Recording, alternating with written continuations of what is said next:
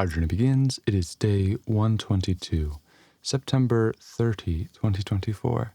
And I'm going to start by diving into getting an overview of two languages. I think I'm going to do Finnish and Swahili. So I'm going to, like I talked about in yesterday's video, I think I'm going to start with some Wikipedia first, just to get a good overview of what's going on, and then jump into the AI filled out components aspects. So jumping right into Finnish, the Finnish or Suomen kieli is a Finnic language of the Uralic language family spoken by the majority of the population in Finland and by ethnic Finns outside of Finland. Finnish is one of the two official languages of Finland alongside Swedish. It's spoken in Norwegian countries of Troms and Finnmark counties. Finnish is typologically agglutinative and uses almost exclusively suffixal affixation. Nouns, adjectives, pronouns, numerals, and verbs are inflected depending on their role in the sentence. Sentences are normally formed in subject, verb, object, SVO. Okay. Although the extensive use of inflection allows them to be ordered differently. Word order variations are often reserved for differences in information structure. Finnish orthography uses a Latin script alphabet derived from the Swedish alphabet and is phonemic to a great extent. Vowel length and consonant length are distinguished in our range of diphthongs, although vowel harmony limits which diphthongs are possible.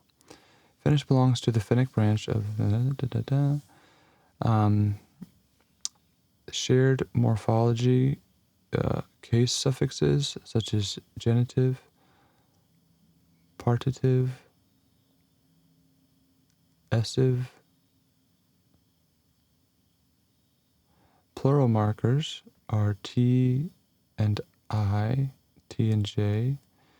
Possessive suffixes, shared basic vocabulary displaying regular sound, corresponds with the other Uralic languages. Several theories exist to the geographic origin of Finnish and other Uralic languages.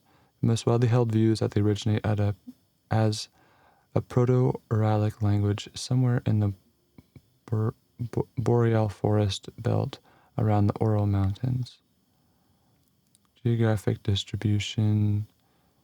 The majority of population of Finland, 90%, speak Finnish as their first language. Today, Finnish is one of two official medieval period writing system. The first comprehensive writing system was created by Mikael Agricola, a Finnish bishop. He based his writing system on the Western dialects. Ultimate plan was to translate the Bible, but he had to develop an orthography for the language, which he based on the Swedish, German, and Latin. The Finnish standard language still relies on his innovations with regard to spelling, though Agricola used less systematic spelling than is used today. Intention was that each phenome and allophone under qualitative consonant gradation should correspond to one letter. He failed to achieve this goal in various respects. For example, K, C, and Q were all used for the phoneme K. Likewise, he alternated between DH and D to represent the allophonic, between DH and Z to represent but longer in duration. Other revised Agricola work later others revised to strive for a more systematic. Modern Finnish population uses the colon to separate the stem of a word and its grammatical ending in some cases. For example, after acronyms, as in EU, in the EU. Interesting. This contrasts with some other alphabetic writing systems which use other symbols such as apostrophe and hyphens. Since suffixes play a prominent role in the language, this use of the colon is quite common.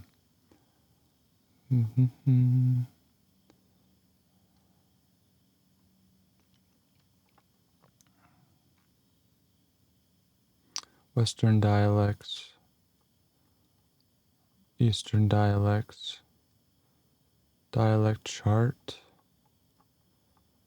registers, standardization, colloquial,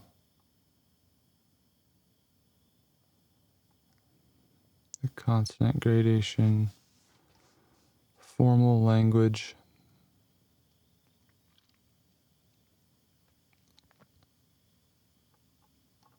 Wow, they give some, this is a much probably better breakdown than the little AI table I was creating.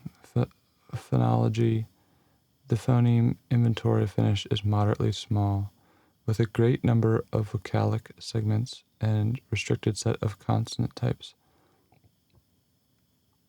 Okay, yeah, so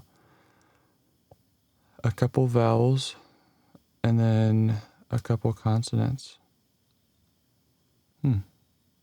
So yeah, relatively small, it would seem.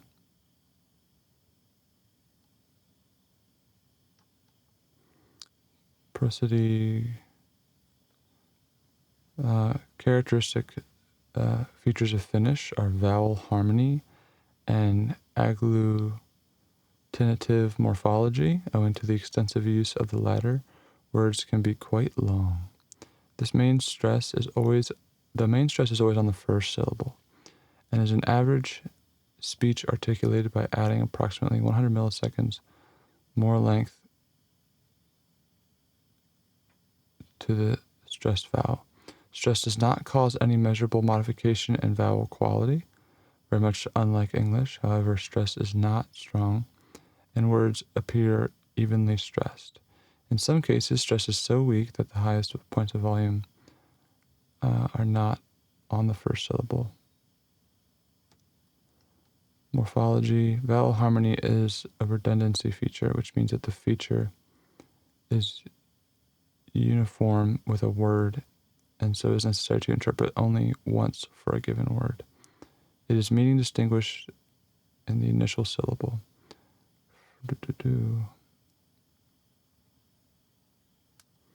Grammar. Finnish is a synthetic language that employs extensive agglutination of affixes to verbs, nouns, adjectives, and numerals.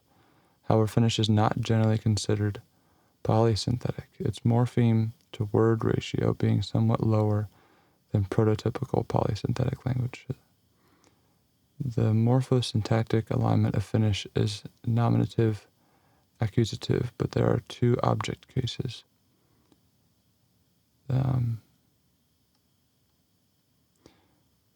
Finnish has three grammatical persons. Finite verbs agree with subject nouns. They're so-called passive voice. Lexicon. Finnish has a small core vocabulary than, for example, English, and uses derivational suffixes to a greater extent. As an example, take the word kirja, a book, which one can from derivatives kirgain, a letter, kirhe, a piece of correspondence, a letter, kirgesto, a library, an author, literature, to write, a writer, a scribe, a clerk, in written form, to write down, register, record, a font, and many others. Okay, so here's some examples of suffixes. So Finnish is a good example of using affixes to create, what was the word, Jen?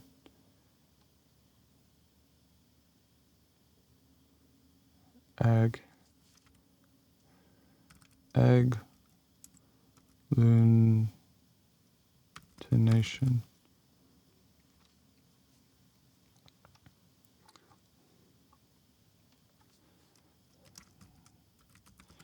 meaning that you have a core lexicon and then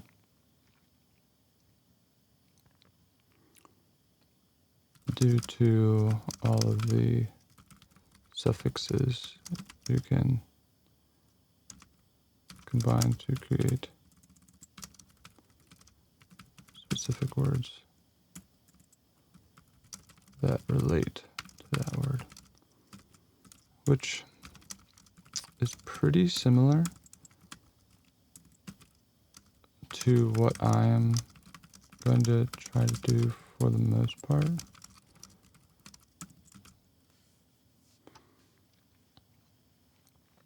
There are some which of each pair is used depends on the word being suffixed in accordance with the results of vowel harmony.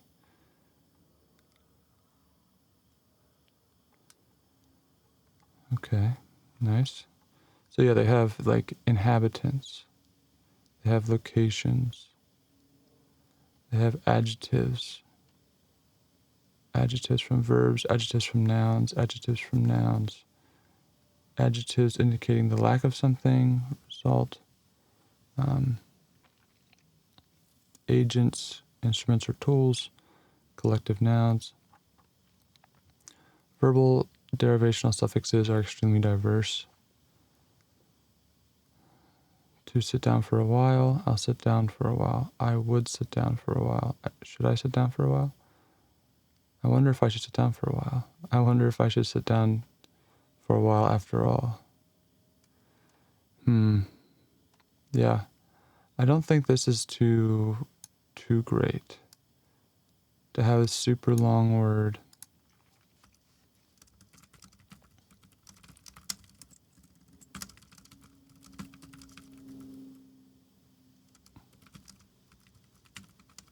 Which basically represent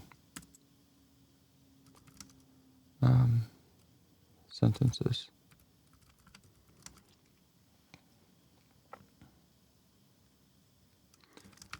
I think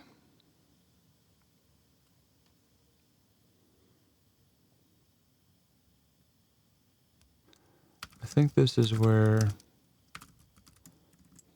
turning nouns into adjectives and adverbs and whatnot can get tricky. Perhaps this can be solved via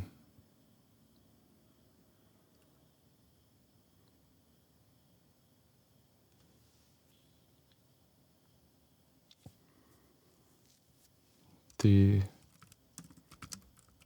structure of New Lang. Borrowed a lot of stuff. Neologisms, some modern terms have been synthesized. Telephone, computer, loans to other languages, written with the Latin alphabet. Long vowels and consonants are written by double occurrences.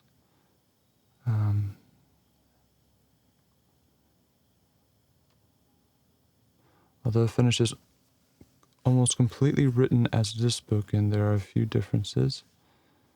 N, J, I, sound, language example.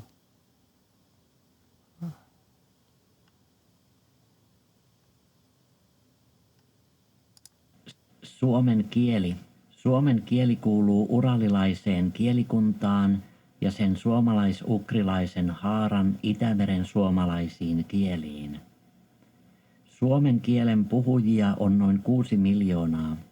Heistä suurin osa asuu Suomessa, mutta vanhoja suomenkielisiä väestöryhmiä on Pohjois-Ruotsissa meän kielen puhujat, Norjassa kveenit sekä Inkerissä, missä suomen kieli on 1900-luvun mittaan suurimmaksi osaksi hävinnyt. Siirtolaisuuden myötä uudempia suomalaisryhmiä on syntynyt Eurooppaan sekä etenkin So you can see how stress is likely an important way that the brain keeps track of what words are what. Got some basic readings. We got some other basic words. All right, that was a pretty good overview, I think. Let's do the summary now. Approximately 4.5 million people, 29 letters, 26 standard letters, along with a couple other ones. It's known for its complex grammar, 15 grammatical cases. Yeah. How many grammatical cases will New Lang have? Perhaps this is the difference between pure lexicon development and then combining descriptions and context to a word. Oh, apparently,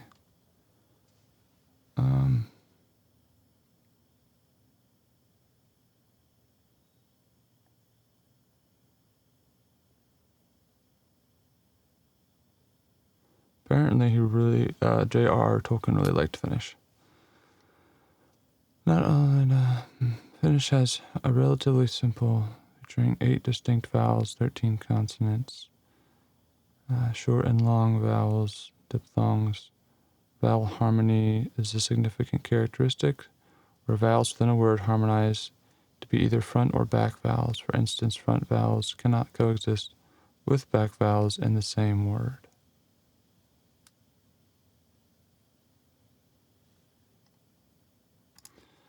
I don't know.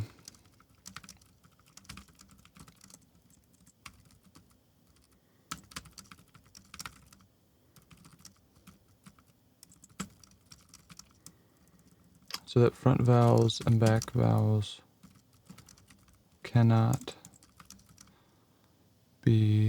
coexist in the same word. Frequency of vowels varies, but the vowels. Finnish has a rich consonant inventory. Types of consonants. Phonetic rules allow for relatively simple consonant clusters. For instance, clusters such as PL, TR, and KR can occur. Generally avoids super complex consonant clusters.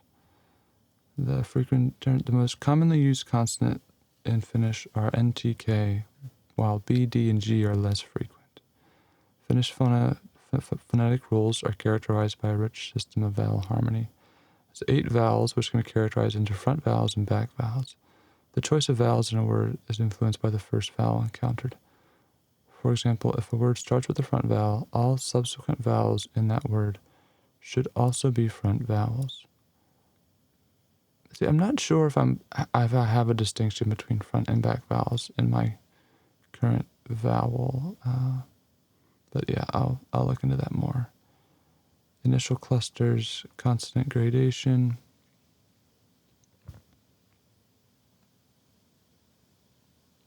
So you might have some change in pronunciation based on like which grammatical form a word is taking, which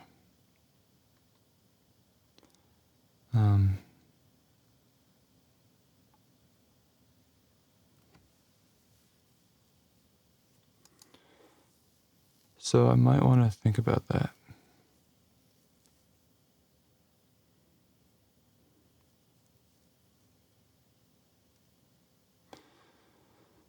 Should the pronunciation, would it be easy? Would it make it easy if the word did change slightly in pronunciation based on its use and combination with other affixes. The Finnish language is considered to be pleasant and melodic, lacks many harsh consonant clusters found in other languages, making it sound softer. The absence of tonal variations further emphasize. Overall, these features is generally considered to be syllable timed rather than stress timed. Stress in Finnish is typically predictable. The first syllable. Okay, yeah. What is the best syllable to put stress on? The intonation is also significant as it conveys different meanings. Question, statements, emphasis. Yeah, the rich system of suffixes, noun cases, verb forms, derivational, prefixes, infixes. New words are frequently formed through compounding by combining two or more base words to create a single new word with a specific meaning. For example, volleyball is formed from flight and ball. Compounding in Finnish is not only common but also flexible. So enabling speakers to create new terms as needed. Yeah, so because Finnish compounding could lead to ambiguity.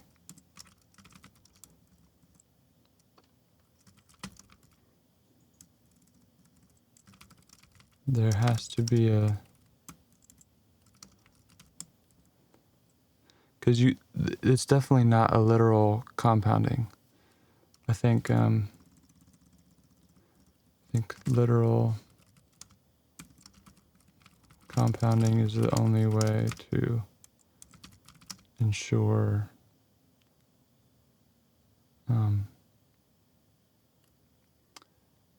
non-ambiguity.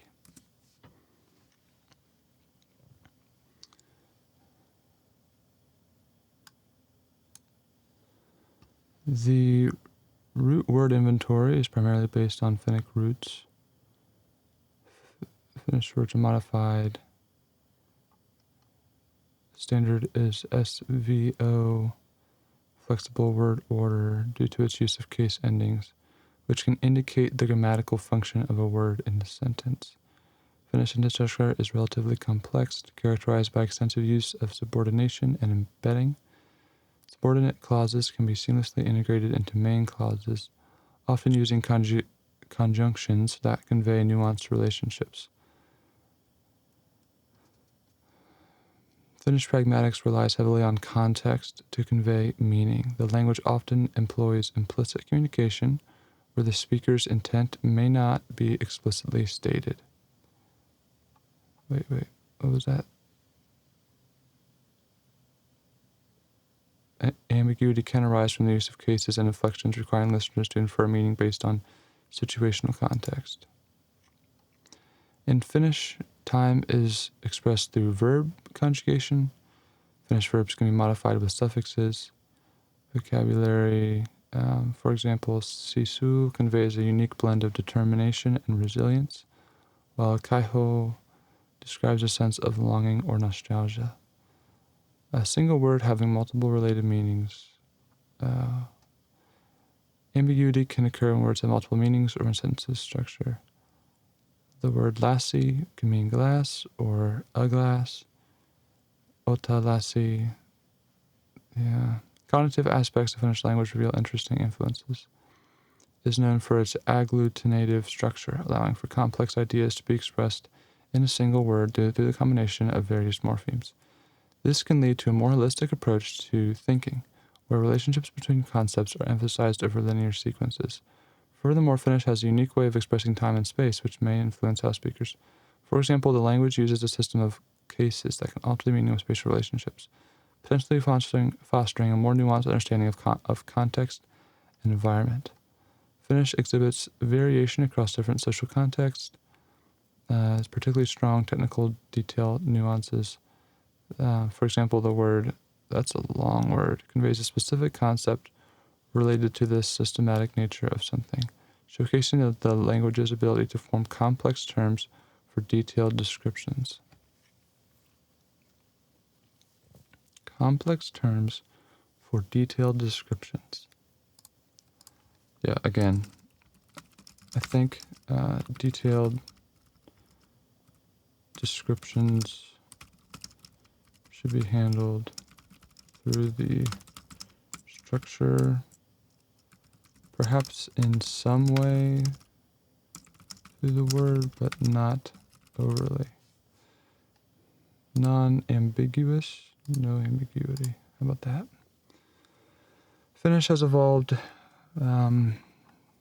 Already read that. Finnish is known for its complexity in terms of grammar, nominative, genitive, indicating possession, a talon of the house, direct object, in the house, out of the house, into the house. You speak, he, she speaks, I spoke, you spoke. Vocabulary is relatively smaller. Despite these complexities, has a relatively regular phonetic system. Grammar vocabulary can be complex. Finnish has an alphabetic writing system, so we've already looked into that. Orthography is largely phonetic. Math and programming, singing, it's known for its. Finnish has 15 grammatical cases, largely phonetic. Rich tradition of folklore mythology. Finnish reflects the culture and worldview of its speakers.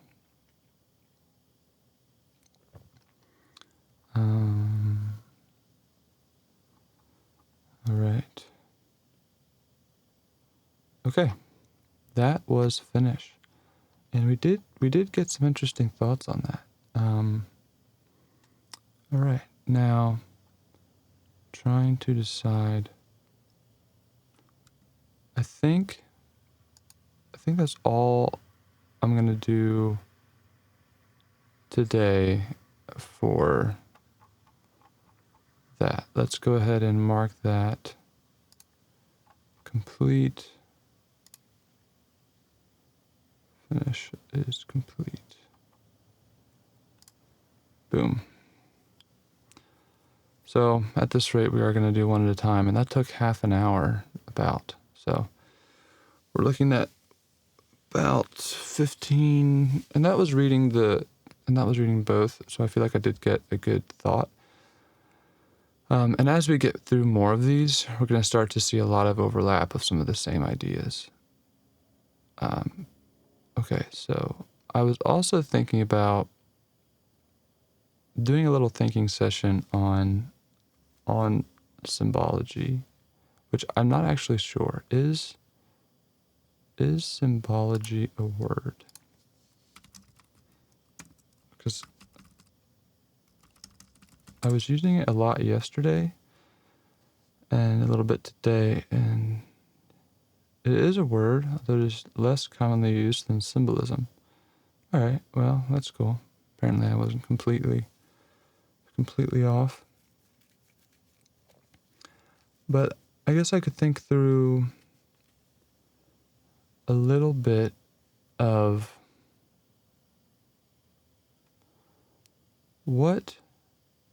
there was a thought I had, like, what shapes can the brain learn to recognize the difference between any type of shapes? For example, faces are shapes, and the brain can learn to differentiate these quickly, whereas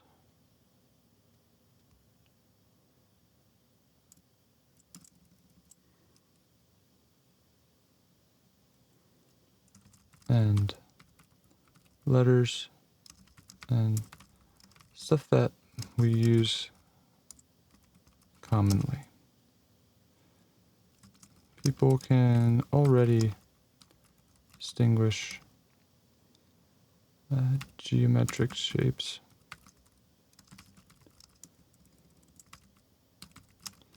But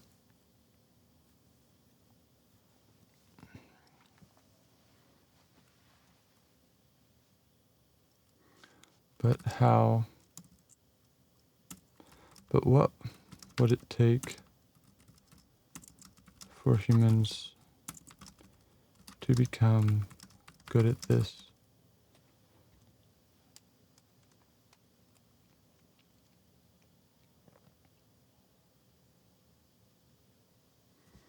What would it take for humans to become good at this for purposes of language?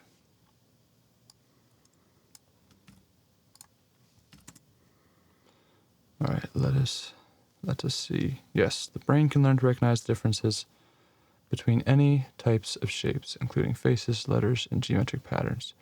This ability is rooted in the brain's capacity for pattern recognition and its plasticity. Neural adaptation and pattern recognition. The brain has a specialized area, such as the FFA, which are highly attuned to recognize complex patterns like faces. However, the brain is plastic, meaning it can adapt to recognize other types of shapes with training, much like how we learn to differentiate letters, words, or symbols in a new language. For example, learning to read is essentially learning to distinguish between different shapes and assigning meaning to them. This process is based on the brain's ability to form visual motor memory. Expertise. Well, for people to become proficient in recognizing geometric shapes for language purposes, they would need focused and repeated exposure to a specific set of shapes. Over time, the brain can recruit areas similar to the FFA to distinguish these shapes quickly and efficiently. This is why people who use sign language or systems like Braille develop specialized recognition abilities as their brains adapt to the consistent use. Can you summarize this? And maintain detail into 150 words. Training, consistent exposure and practice. Repeated exposure, just like in written language. Contextual meaning assignment. Similar to how letters in the alphabet combine to form words, geometric shapes would need consistent rules and structures to give them meaning. The brain is highly efficient at forming these connections once the patterns are established. Auditory or motor associations, associating the shapes with sounds, as in the phonetic languages, or actions. This multi-sensory approach helps reinforce shape recognition, feedback, and error correction. And if a shape-based language were introduced early in life, the brain would adapt similarly to how it learns spoken or written language. For adults, more time and deliberate practice would be required, but neuroplasticity still allows for adaptation. For instance, Chinese characters are complex shapes that convey meaning. The brain learns to recognize the subtle differences between the thousands of characters, relying on the visual cortex's ability. And yeah, I don't know how systematic Chinese lithography is, but if it's not super systematic, then having a systematic, essentially, lithography, even though it's not going to be lithography, it's an interesting blend. Studies on the brain's plasticity and visual learning show that with enough training, people can become highly efficient at pattern recognition. Chess players, for example, become experts at recognizing the configurations of pieces on the board, while expertise extends to musicians, pilots. I was literally thinking that, or professionals requiring pattern recognition skills has an innate capacity. Yeah.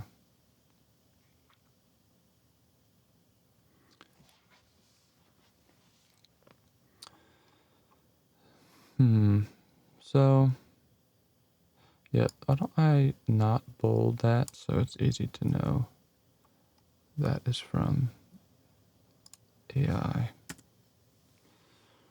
Okay, I think that's about what I wanted to cover